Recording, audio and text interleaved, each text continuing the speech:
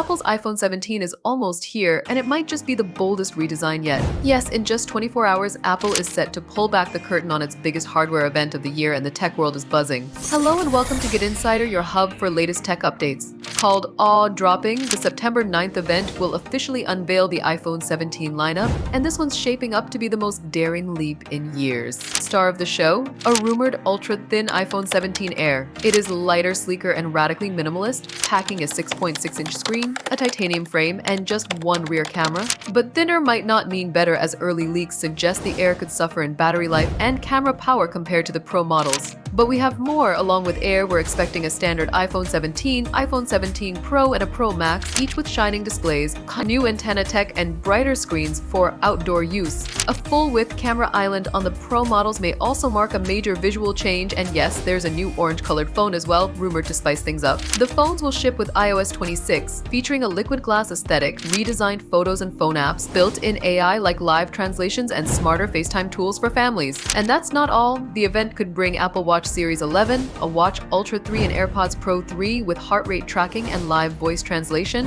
Prices? Rumors say they'll start around $799, but a surprise $5,100 bump may come paired with upgraded storage. All eyes are waiting for the event, and if the rumors are any true, the iPhone 17 won't just be another upgrade. It could be the start of a bold new chapter in Apple's design history. Are you excited for this? Tell us in the comments.